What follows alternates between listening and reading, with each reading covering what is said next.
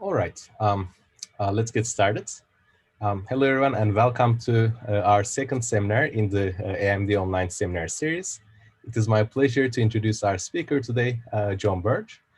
John is the Hobart Williams Distinguished Service Professor of Operations Management at the University of Chicago Booth School of Business.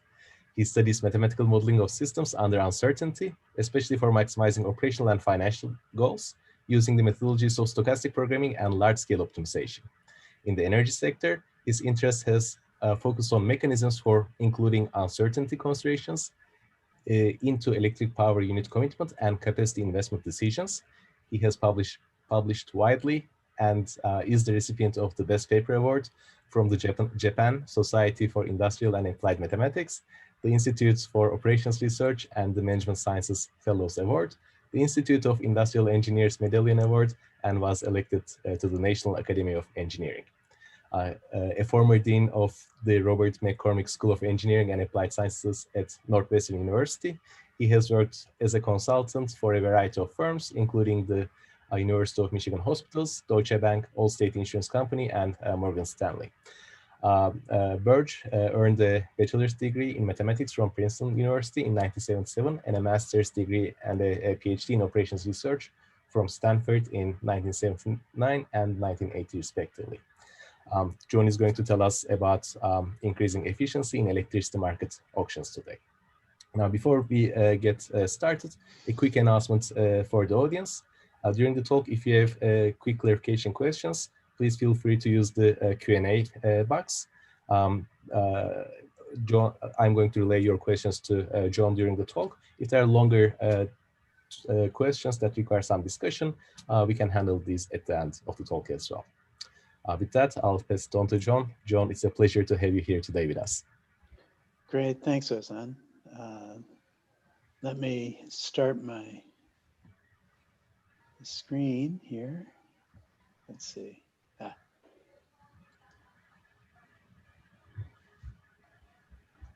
Okay, and let me try this. Okay. Yeah, so as Ozan said, I'm going to be talking about electricity markets. First, I wanted to thank Ozan and Vahide for organizing this and setting this up and inviting me. The other thing I wanted to say, since this is the week that Bob Wilson and Paul Milgrom won a Nobel Prize, Memorial Prize in Economics, they certainly have done a lot for making auctions an important way to distribute resources in efficient manners. And Bob Wilson in particular for electricity markets, a lot of the electricity markets, the way they're organized, let's say all the good things about the way they're organized, I think owe a lot to Bob Wilson's work. So it's very appropriate. I'll be talking about electricity markets this week. Certainly congratulations to Bob and Paul for what very well-deserved prize. But it also shows the power of theory. I mean, both of them are, clearly theorists, but applied their theory to real-world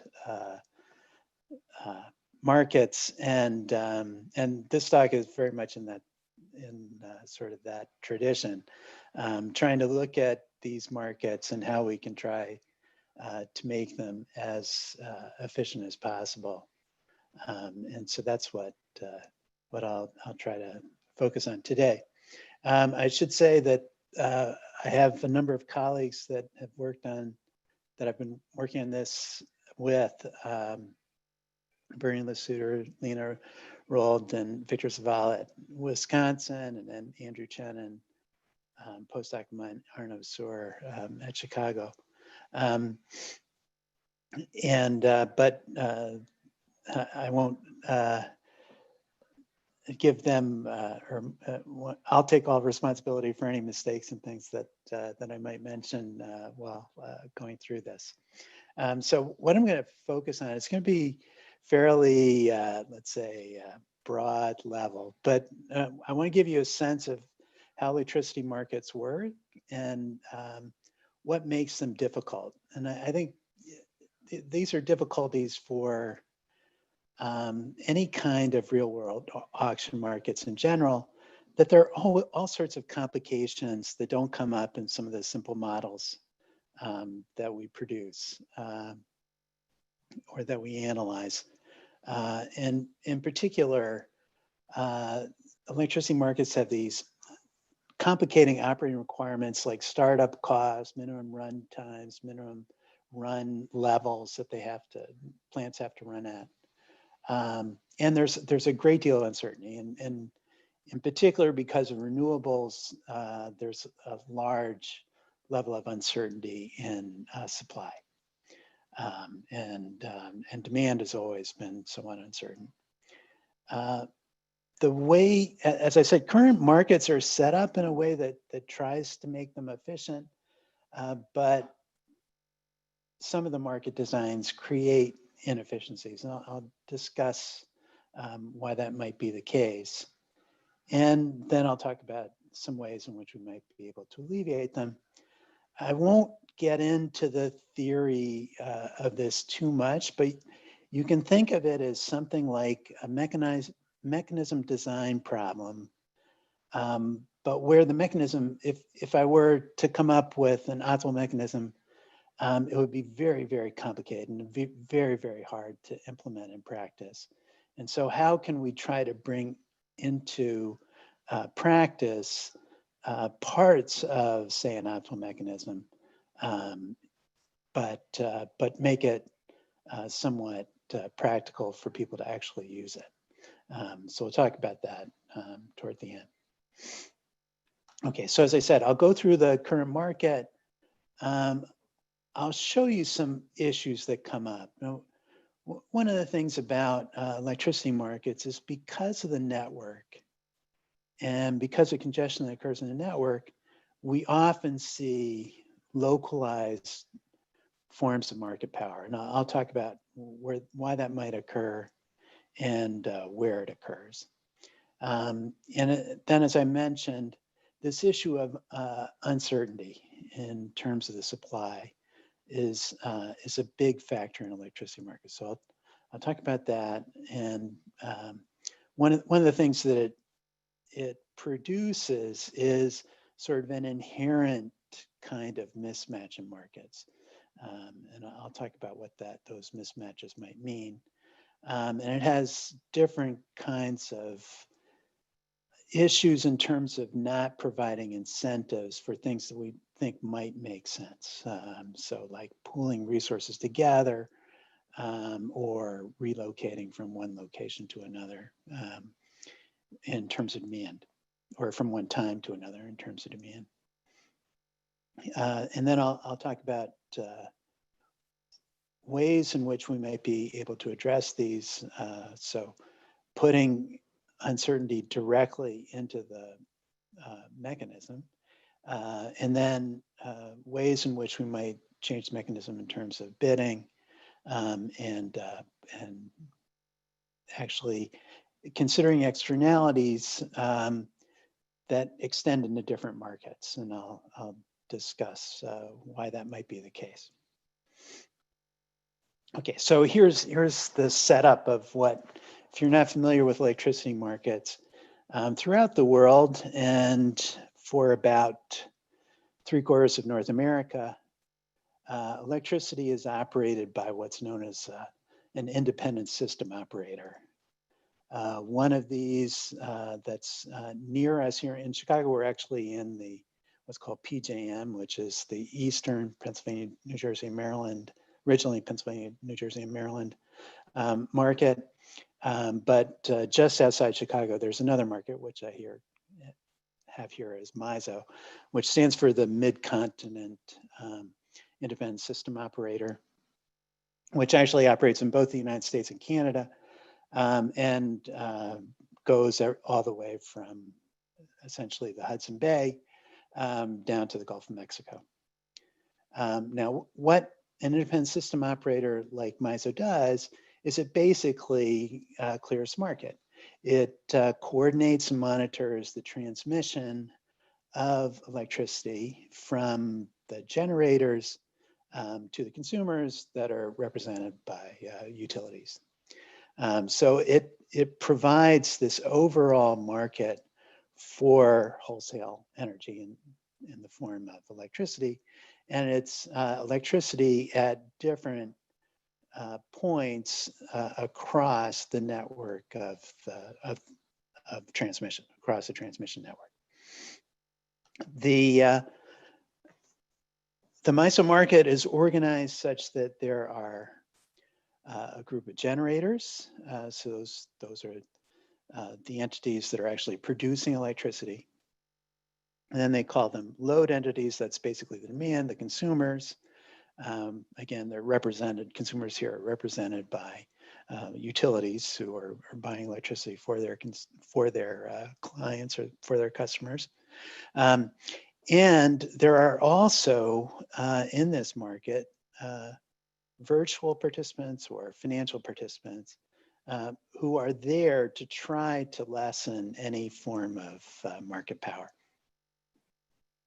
The way the market works is that the buyers and sellers submit bids.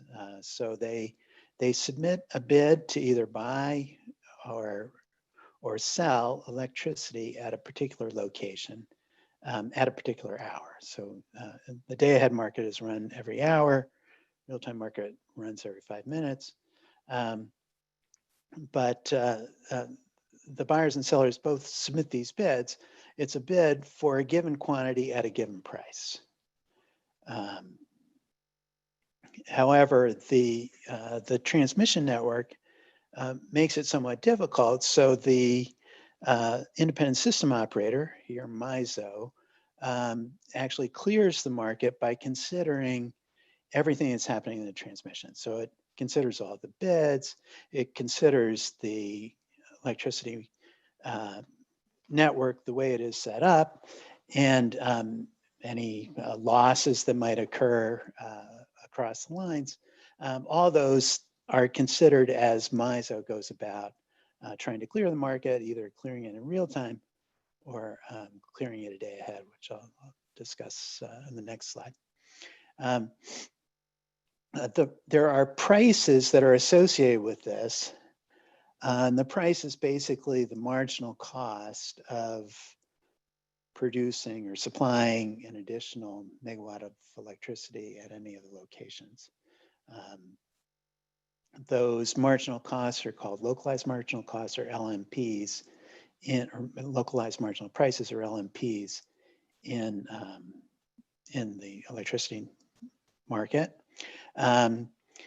The interesting thing now, it's even more than 10%, but MISO has a significant fraction of its electricity that's produced by wind, and because of that, there's a great deal of uncertainty about how much power is going to be available from wind and where that's going to be. And because of the uncertainty there and the congestion within the network, it's often difficult to get the wind generation to the customers where it might be needed. Okay, so as I said, there's a day-ahead market and a real-time market. The day-ahead market is there to schedule production because it takes time and cost to actually schedule production. So that day-ahead market allows for firms to know that, oh, I have to have my plant set up, particularly it's a thermal generator, let's say a natural gas plant. I have to have that plant ready to be able to produce electricity at a given time if I'm dispatched to produce electricity at that time. So the day-ahead market is set up to do that. The real-time market then adjusts in real time as the demand is changing, as the supply, let's say the amount of wind is changing, in order to, again, make the markets clear. Ideally, what should be true, the day-ahead market essentially represents a forward market. And what you would ideally like is that the forward market is the expected value, maybe with some risk and maybe some discounting, even though it's just a day. It should be the expected value of the real-time market. And it's just these later shocks that are adjusted for in the real time. By doing this day-ahead market, we're able to plan things out. The independent system operator is able to think about how much does it cost to turn a plant on. So it's actually solving a mixed integer program to decide which generators should be on, which should be off, and putting in those costs for turning them on, turning them off. So it's cheaper to do that in the day ahead. But there are issues that can come up because of the network and because of congestion on the network, that essentially creates submarkets. It sort of isolates some nodes in the network, and that might allow for some forms of market power. What that means is the generators then have some incentive to sort of withhold in the day-ahead market, and I'll show that in a couple of slides, what that means. But there's an incentive for generators, basically, to not bid as much as they might possibly be able to provide in the day-ahead market so that they can actually take advantage of the real-time market as well. As I said, one of the other issues is this uncertainty. So uncertainty is particularly prominent with increased penetration of renewable resources, so solar and wind in particular. That creates volatility in terms of the prices. And as I'll show, it also creates some mismatches between those quantities and those prices. So ideally, that day-ahead market should be setting up so that you have sufficient amount of generation to cover the load or the demand that's going to occur in the real-time market. And you'd also like to have the prices be somewhat close to the expectation so that there's not this possibility maybe of market power. So that's kind of an issue. And the other thing I'm going to show is that there's a separate issue that comes up because of a distinct market for transmission, which is known as a forward transmission right. And that separate market, which basically pays people for the difference in prices between two locations that are connected by a transmission element. So it pays on the basis of those differences in prices, and that creates some incentives that might distort the overall market. This is just to show you how much wind and solar capacity there is. It's about 1,500 gigawatts total in the US. That is greater than the amount of capacity in California, for example, about 1,300. So that's our largest state. So it is a huge amount that's now on the global grid and is all susceptible to wide variations. So let's look at wind. So here's an example in MISO. And this is some years old, but you'll see you had basically production here almost up to 9,000 megawatts, but then it goes down to 2,000 fairly quickly. These are hours here. So within a day, you have huge variations, sometimes like 10 or even 20 to 1 within a few hours. And across the period, the volatility is extremely high. Same thing is true for solar. Of course, solar you would expect, or we can sort of predict with 100% certainty that you have no solar production at night. But what you might not expect is that there's actually wide variation even within a day. So sometimes within a day, at minute by minute, actually solar production can change quite dramatically. So solar is a particular concern for areas like California, which actually now have a fairly substantial penetration from solar, and many of it being residential solar that's just on people's homes. But it means that when they're producing electricity locally, right at their home, then they're not taking energy from the grid. But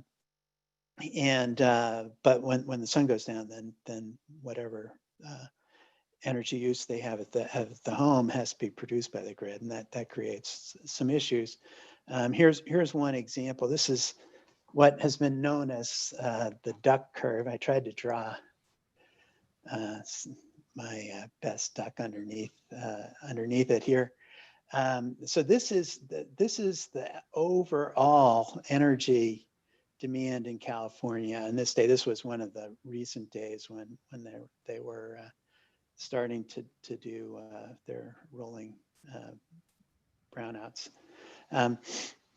So this is what the overall production is, and this is it minus the solar production. So this is the net after I take out the solar. And as you see, once the sun comes up, then solar production is taking up a large amount of the load, and then as the load is increasing during the day, that solar amount is kind of, the solar amount is sort of staying the same, but then of course at sundown, then it goes away, and we have to meet that production from non-solar source, at least. If there was wind, we might be able to use wind, but we have to have some non-solar source. So it means that this large increase in a short amount of time, in this case, it was increasing by 8,000 megawatts in 3 hours. And so that's like 8 very large plants. So it's like eight large plants have to come online in 3 hours. That's a substantial amount of electricity that has to be produced in a very short period of time in order to cover this overall demand. John, there's a quick clarification question from Yeah. the audience. Are capacity Okay. constraints the main reason for the existence of market power? Are there any other possible reasons? Yeah. So it's mainly the fact that we get it's the capacity constraints in the transmission that isolates isolates production in a given region, so that there may be little competition in that region. Okay, let's go to the sort of the next point here. Yeah, so we'll see a little bit of this here. This next point is within MISO, and it's the effect of wind being generated in some place where there's congestion such that I can't get that energy to a nearby location. So these are 2 places within the MISO grid, and they're only about they're only about 20 miles apart. The price of electricity here in that purple, in the middle of that purple area, the price of that electricity is minus $30 a megawatt hour. So you might be wondering, why is someone producing electricity when for every megawatt they produce, they have to pay $30? So why is it that they are producing electricity when the price is negative? So they're paying a penalty to actually produce. It's because they get these production tax credits. And if you work out how much a production tax credit is worth, it's worth about $30 per megawatt hour. So it is profitable for these wind farms to keep on generating, in other words, to keep themselves on the grid whenever the price is anything above minus $30 megawatt hour. So you'll often see that price. These are the prices. These are the localized marginal prices from MISO. So this one's minus 30. And here, this location, it's only about 20 miles away, is more than $100 a megawatt hour. So if you had a big battery on your truck,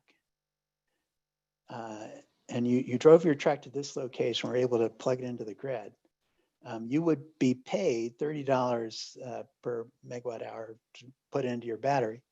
And then you could drive your truck across this river and discharge your truck and get paid $105 per megawatt hour of electricity. So you'd make this huge amount. Now, I guess there aren't too many people who have trucks with batteries in the back of them.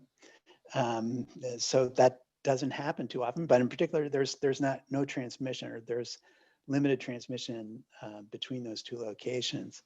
And this happens daily. I was watching this one, actually. This one went on essentially all day. There was this huge difference in these prices between these two locations.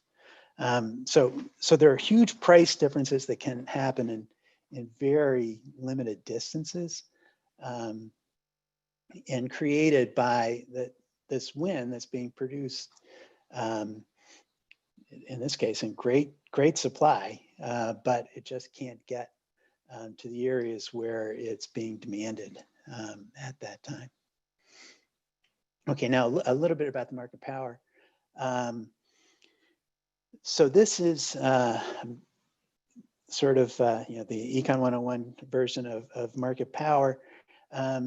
Effectively, what a firm can do, if they're the only ones in the market, they can bid. This is the like price and quantity here, and this would be like the residual demand. This is what, if I was a producer, I would see in terms of the price or quantity that I offer into the market. So if I offered this quantity here at the red line, I would get this price over here. So in the day ahead, that might be what they would do. They would offer this quantity and get this price. They can offer anything up to that price, and they'll be paid that. Now, in real time, they know that they can actually produce more. So they could have produced all the way up to here, up to the yellow line here. So in real time, they can offer even more. So they know they've already sold this in the day-ahead market. In the real-time market, they can sell this, and so they'll collect an additional amount. So they have this incentive to offer something in the day-ahead market, but less than what they can actually produce. And then in the real-time market to actually offer what they can fully produce and collect the difference. Now, what should happen if we were to look at these markets is, in the day-ahead market, the price should be higher than what we would see in the real-time market. And in fact, that's what we observe. This is a plot of what happens as the difference between the day-ahead price and the real-time price at all of the locations in the MISO district. So at all those locations across the MISO region, just adding up the difference between the day-ahead price and the real-time price. And as you see, this graph keeps on going up. So this is if I was able to sell in the day-ahead market and buy back in the real-time market, I would earn that premium. And then if I invested that again, did the same thing at each of these locations, I would go up along this line and would keep on earning more and more over this, looks like a 3-year or 2-year period. So this looks like an arbitrage. It looks like essentially it's an arbitrage. I think it has a Sharpe ratio of about 100, which compared to the stock market, which has a Sharpe ratio of essentially 0.4, something like that. So this is, many hundred, more than 100 times better than being a very good investor in the stock market. So it looks like this is almost perfectly an arbitrage. How how is that possible, or how might that be remedied?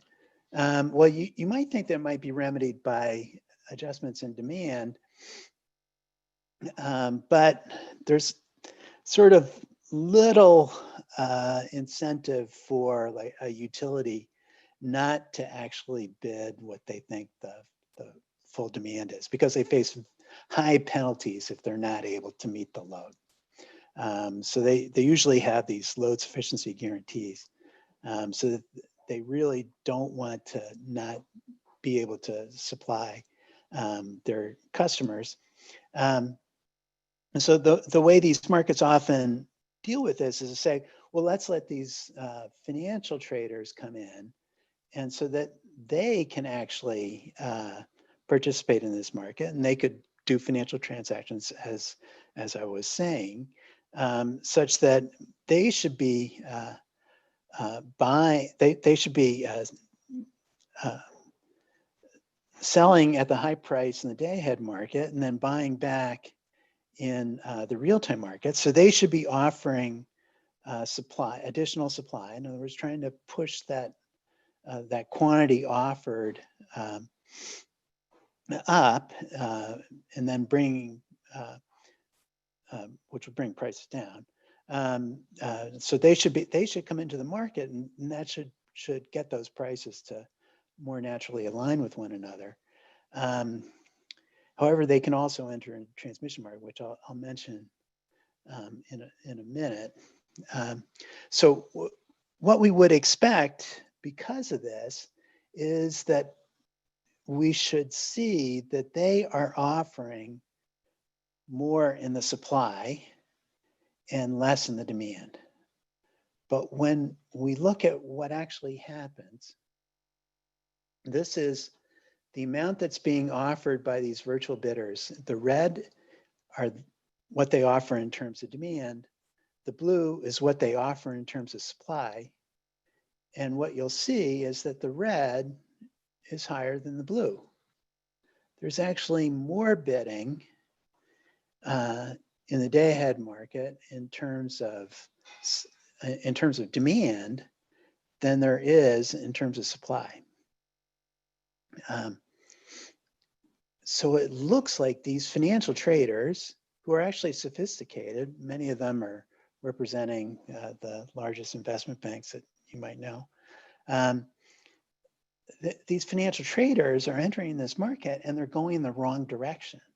It looks like instead of taking advantage of the arbitrage, they're adding to it. They're creating even more opportunities for arbitrage.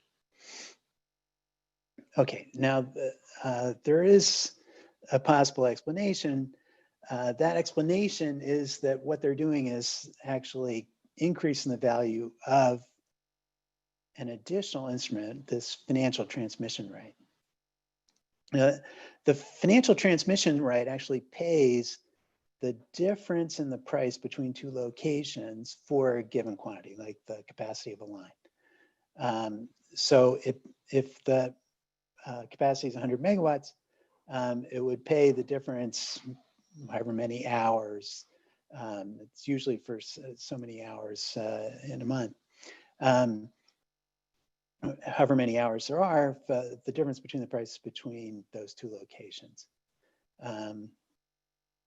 And that price is based on these day-ahead prices that happen in that first market. Now, as I said, the day-ahead prices are generally higher than what I would observe in the real-time market. So let's say at A, the price is 20 day ahead. In real time, it's 18, and at B, it's 30 day ahead. In real time, it's 28. And let's say when the financial trader comes in, they're coming in on the demand side. They're going, that's where things are quickly rising in terms of costs. So essentially, costs are convex as the quantity increases. So if they bid an extra amount on the demand side, they're going to raise that day ahead price. Maybe they raise it by $10 from 30 all the way up to 40. So they're going to lose on that transaction.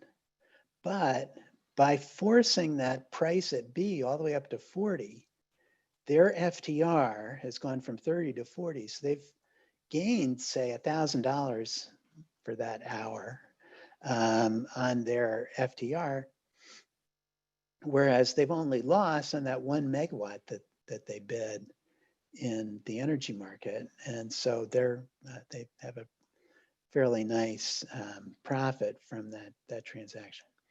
So these markets are affected by these externalities into other markets as well, and that's an additional consideration. There's a quick clarification question, Yeah. John, here. The question asks, since virtual bidders don't provide actual generation or load, wouldn't their presence make the day ahead deviate more from the optimal operation? Wouldn't that mean that their impact in the market is negative by definition? Yeah. So the way these markets are set up, so basically the virtual bidders are betting. They're trying to say, I know that generator is actually going to be able to produce more electricity in the real-time market. I know that they're going to do that, and I'm betting on that. And so they're sort of anticipating that. They're saying, I think that's actually going to happen. They're just not being truthful, and I'm going to make them be truthful. That's what the market is sort of set up for them to do, and that's what you would think they would do. There are provisions that if they actually force the system operator to bring in additional resources, so that because they bid more demand, they actually have to bring, or because they bid more demand, maybe they're paying extra for something that they didn't actually need. They are liable for that. So if it doesn't actually appear in the real-time market, so if somebody doesn't come in and sort of fill what they did virtually, then they're responsible for that. So they have to pay for that. So for market power, I mean that that firms are not just bidding marginal costs, that they're effectively acting in a way to get excess profits, to get rents out of the system in some way.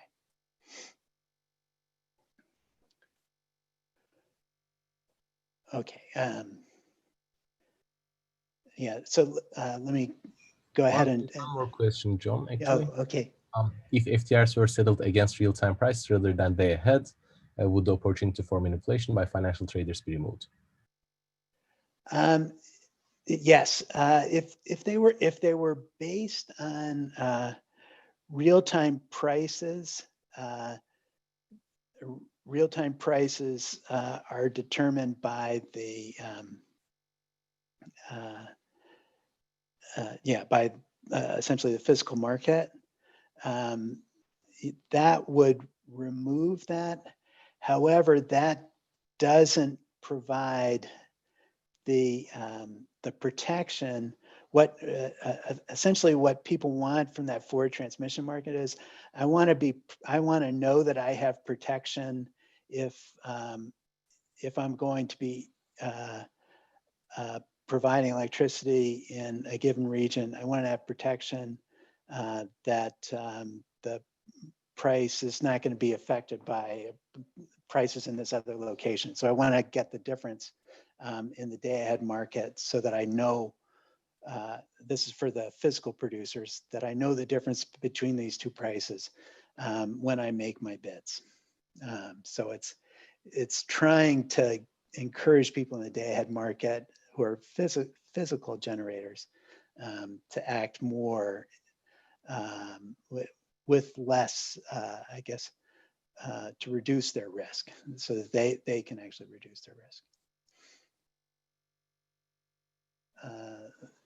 The question was just fuel costs, but not startup costs. Yeah, so these are the prices are essentially just. In fact, I'm going to get into that one in the next point. So I'll bring those up and in this next area. Okay, so the generators have. So the question was about the marginal cost versus the startup costs, and that's another issue that the market has to deal with. The generators have, well, they have minimum runtimes. They also have fixed costs. So all these things are linked across periods. I'll just show you a little example of what that does. And this is just with a couple of generators. If I look at the total cost, looks something like what I have here. This blue line is what the total cost might be. This is what the marginal cost looks like. So the marginal cost might be high. When you bring on the first plant, it usually has sort of a high cost, marginal cost. In other words, fuel costs. Now the next generator probably has lower costs, but then you might have to go back to that high cost generator before you can bring on another low cost generator. In other words, before it's sufficient, the total amount that's paid is sufficient to bring on another generator. So that creates these kind of discrepancies.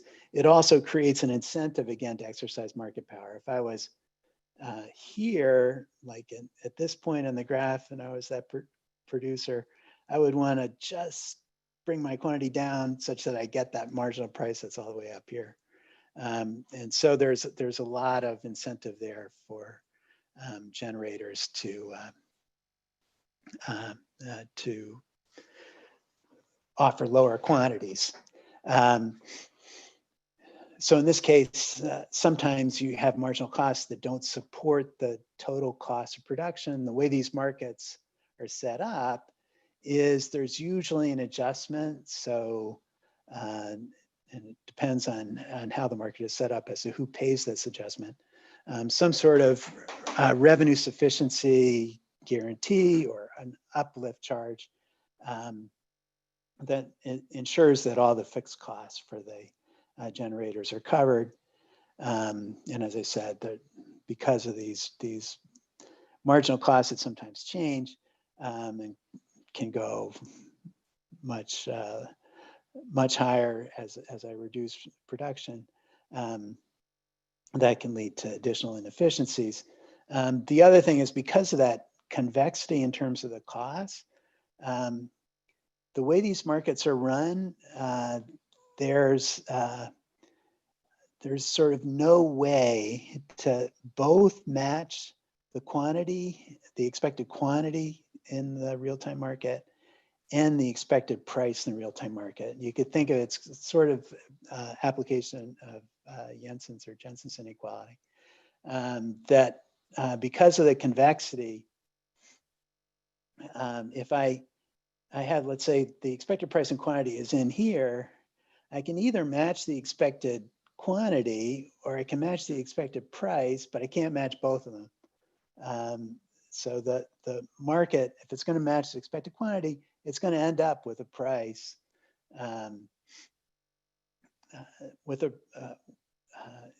it will end up with a price that's not the same as the expected price in the market.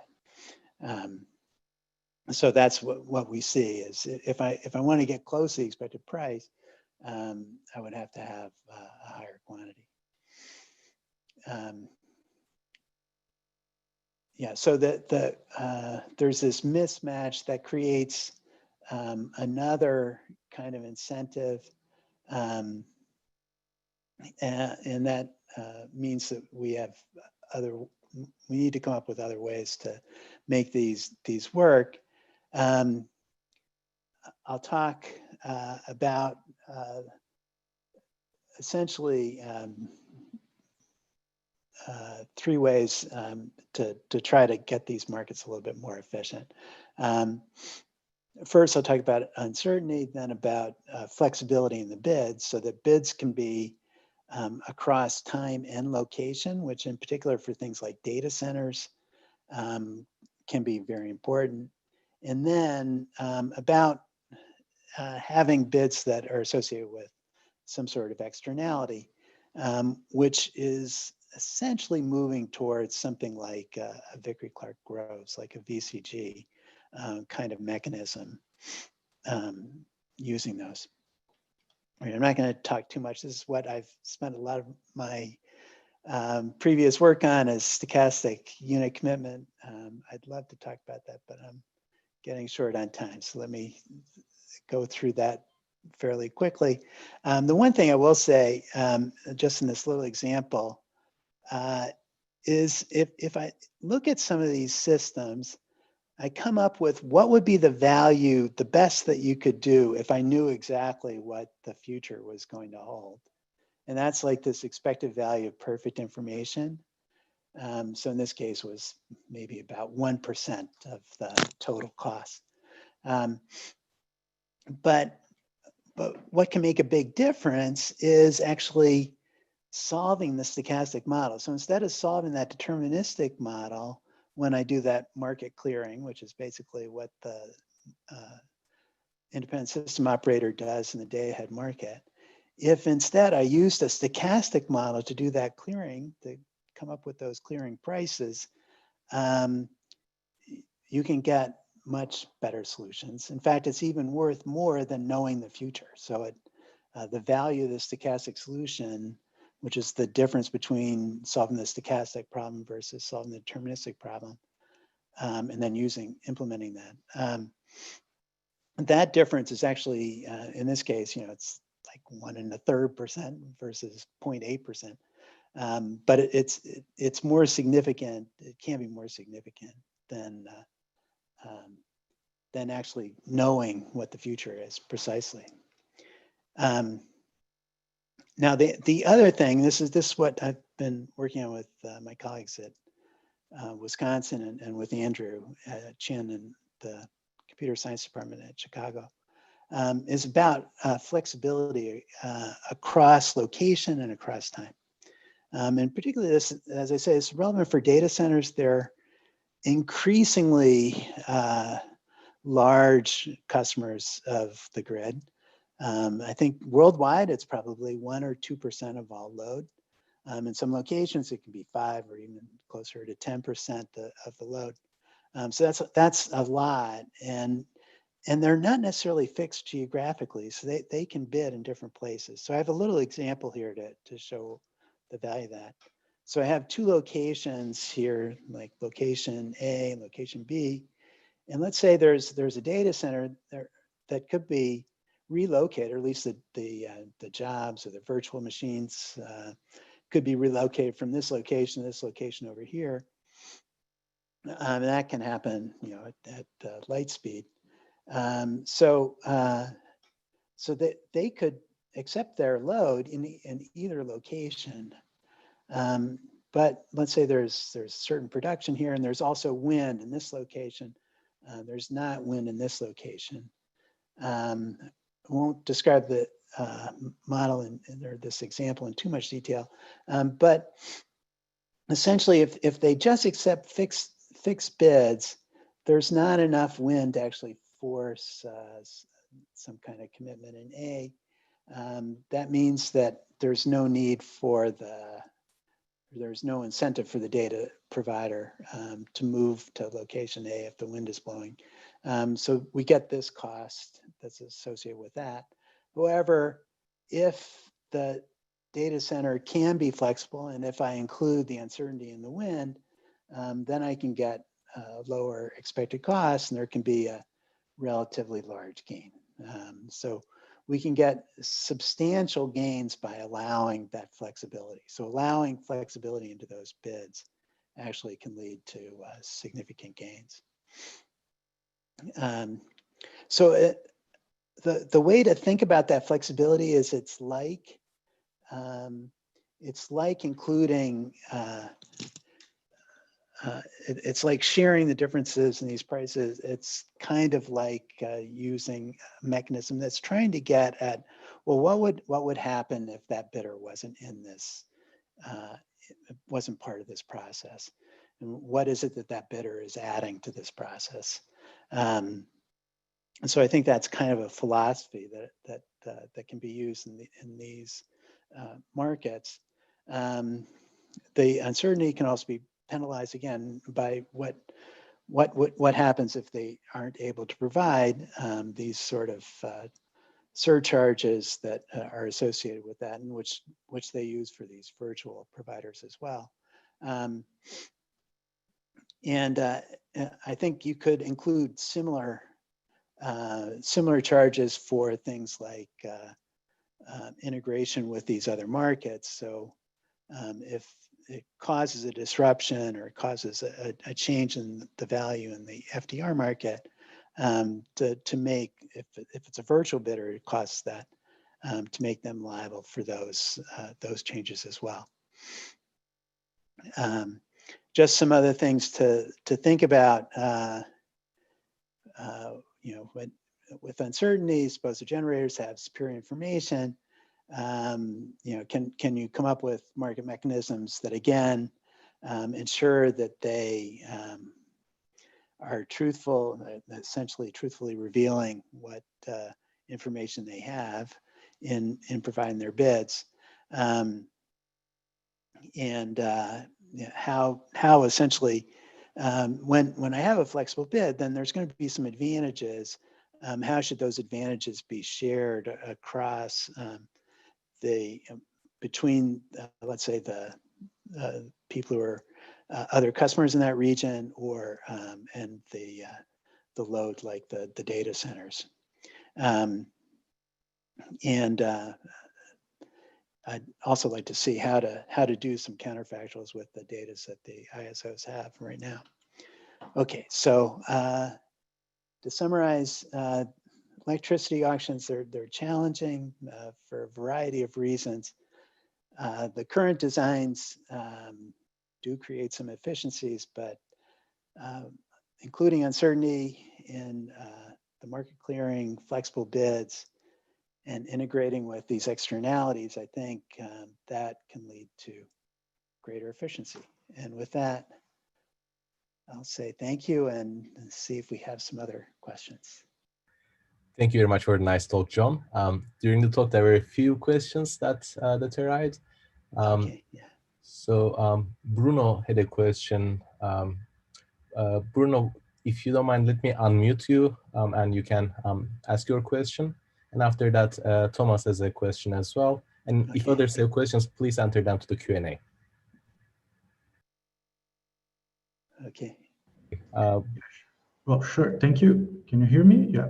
Yeah. I was just wondering on how the ancillary market impacts this price observed in the energy market.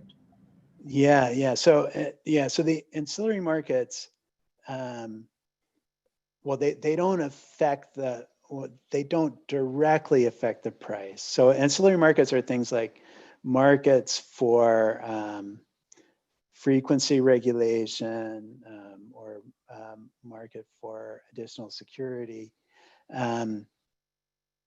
Those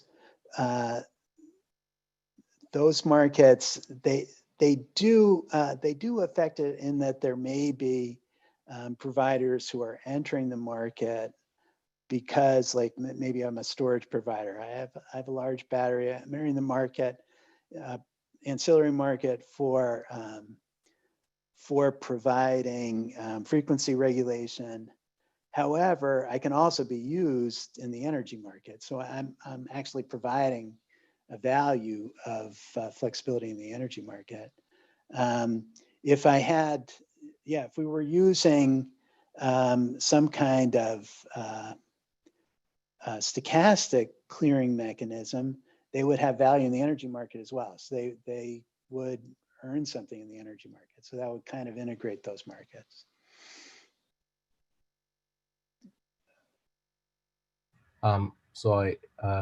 Thomas, you can ask your question if you are still here. I think Thomas had a clarification question and a follow-up. Okay. Yeah. Let me see. Great. Can you hear me? Yeah. Okay, great. The first was really just a simple clarification question. Was a duck picture. So I thought that the duck is the difference between the it's kind of the residual demand. Residual demand, right. But somehow I didn't understand why is the top of the duck and the bottom of the duck, why are they both curves? Why isn't the bottom of the duck aligned with the x-axis? Okay, maybe I misunderstood something. I asked this question a long time ago. I know that it's kind of seems like a detail. Sorry about that. Okay, here's my duck. Okay. Yes. Okay, so which was the question? I don't really understand where the shape of the duck comes from. Oh, so the beginning of the day, like the solar takes a while for the sun to get high. Oh no, I understand the green curve and the purple curve. I don't understand how where the yellow comes from. Oh, I was trying to draw a duck. Yeah, I'm not terribly good at drawing a duck, but that's the image of the duck. It's supposed to be that the tail is this part and the back is this part, and that's the head. No, okay. I still, so is the yellow derived somehow from the green and the purple? No, it's just my image of a duck. Okay. Maybe I'm being pedantic here. Okay. Okay, very good. The more substantial question I had is towards the end. I am wondering, wouldn't the VCG be highly manipulable by coalitions here, even small coalitions? And this is kind of no, that's a good point. Yeah, well, coalitions actually, there are many ways in which coalitions can subvert these markets. Certainly, they can do it the way it's set up now. I think that the stochastic clearing makes it a little bit harder because in coalitions, you sort of really want to know what you're going to get paid. But coalitions can certainly could certainly have a big effect. And and so ensuring that that you end up with allocations that are something like in the core of the game, I think that's good. That's a little bit hard. Awesome. Thank you. I enjoyed the talk. Very stimulating. All right. Thanks, Thomas. Our next question is by John Hatfield. John, you can go ahead and ask your question. Okay. Thanks, Ozan. Yeah, that was a really interesting talk. So one of the things I was curious about is you mentioned how a lot of these virtual traders were sort of on the wrong side of the trade. And you could explain it by the fact that they were upping transmission fees, which presumably they're making on the back end. But why don't we see like virtual traders, people who really don't have any other assets in the market, go in and try and exploit this this almost arbitrage? When I see sharp ratios of 100, I'm kind of curious why people aren't trying to exploit them. Yeah. So there are costs to enter these markets. So I guess it's relative to the cost to enter the market. There are also these penalties if if you push it in this wrong direction. So those penalties, when they increase those penalties, then it reduced the amount of this what looks like market manipulation. But prior to that, the only thing that was really preventing it was just information, but you would think everybody kind of could observe that.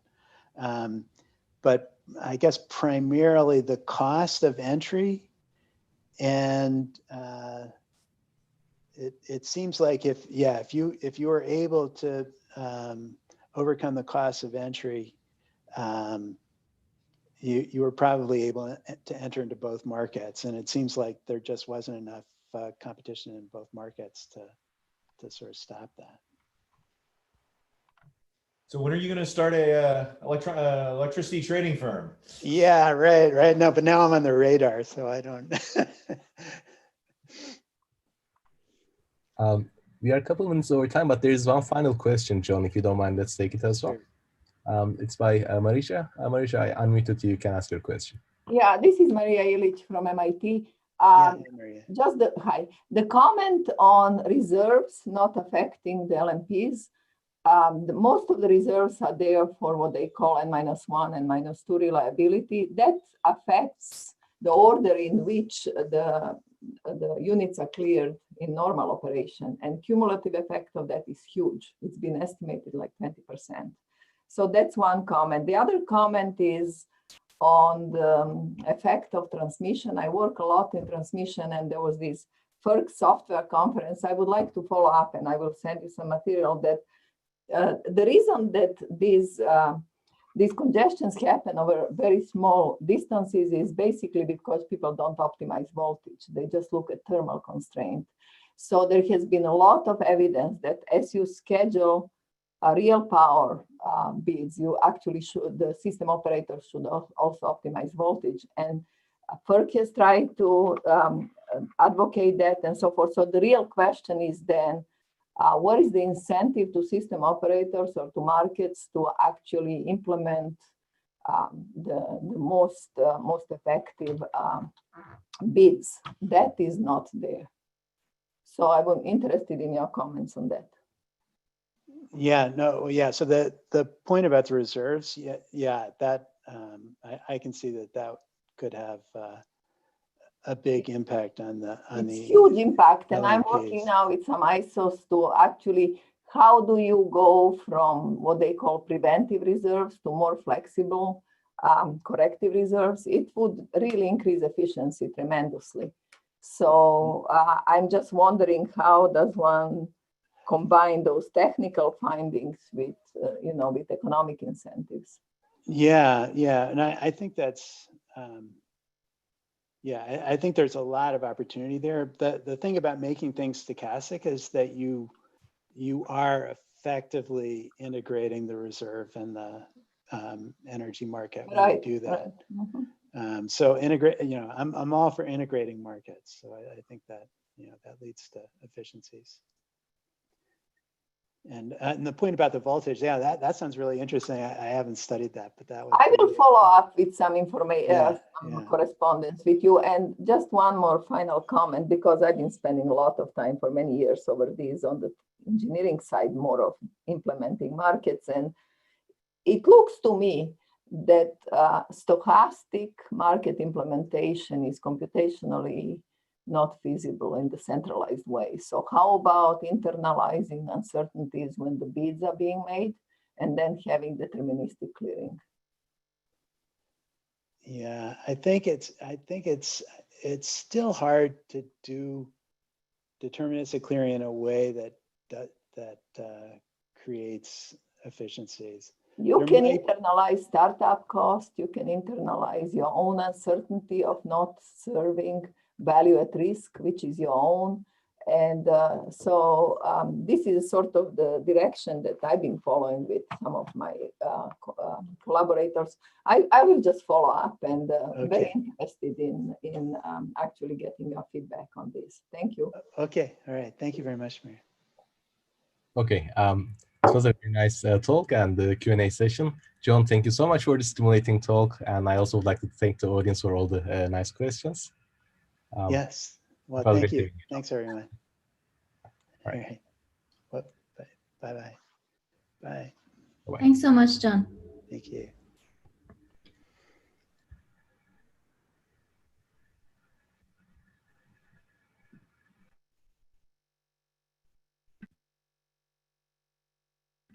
Thanks, Ozone.